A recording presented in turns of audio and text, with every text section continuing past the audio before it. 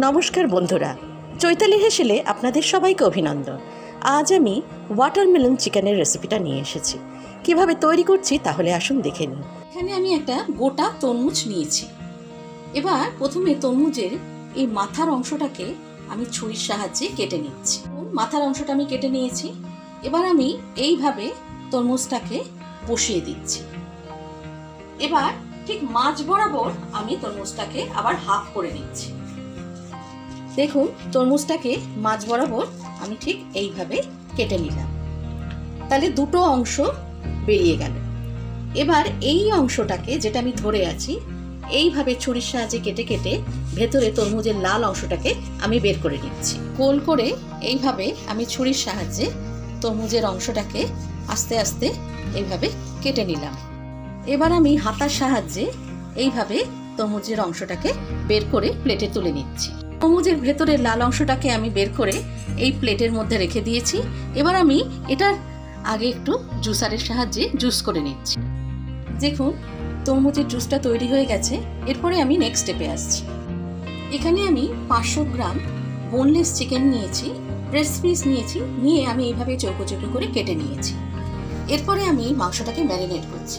তার জন্য প্রথমে দিয়ে দিচ্ছি 2 টেবিল স্পুন টক দই, আদা বাটা 1 টেবিল স্পুন, রসুন বাটা 1 টেবিল স্পুন, পেঁয়াজ বাটা 2 টেবিল স্পুন, গোলমরিচ গুঁড়ো 1 চামচ, হলুদ গুঁড়ো 1 চামচ, লঙ্কা গুঁড়ো 1 চামচ, দিয়ে দিচ্ছি স্বাদ মতো নুন।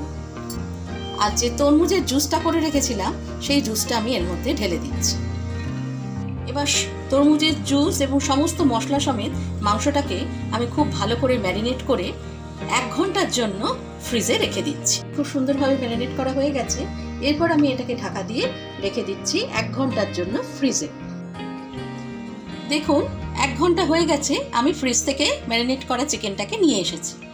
এবার আমি নেক্সট স্টেপে আসছি। এবার যে তরমুজ থেকে আমি তরমুজের লাল অংশটাকে বের করে রস করে ম্যারিনেট করেছিলাম, সেই তরমুজটাকে এইভাবে পরিষ্কার করে নিয়েছি।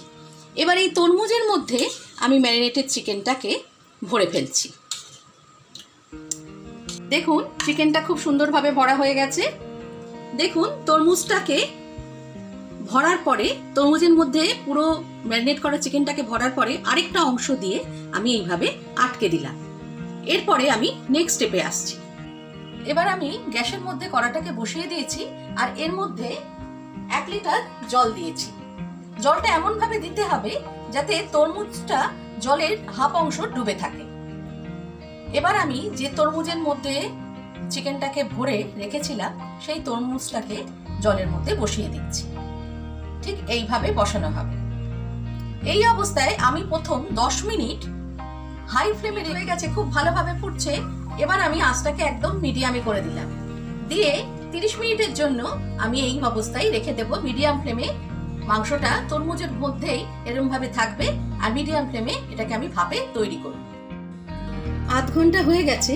এবার আমি ওপরের তরমুজটা খুলে নিচ্ছি আর গ্যাসটাকে অফ করে দিচ্ছি। গ্যাসটাকে অফ করে দিলাম। এবার ওপরের অংশটা খুলে নিচ্ছি। দেখুন কত সুন্দর তৈরি হয়েছে তরমুজের চিকেনটা। এবার আমি একটা মাংস আপনাদের দেখাচ্ছি, মাংসের পিস যে কতখানি সেদ্ধ হয়েছে। দেখুন, আমি তুলে নিলাম।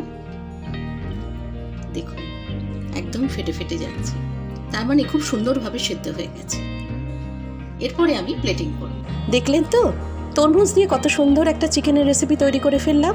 এইভাবে নতুন নতুন রেসিপি তৈরি করুন, দেখবেন বাড়ির লোকেরা বারে বারে অনুরোধ করবে এই রেসিপিটাই করার জন্য।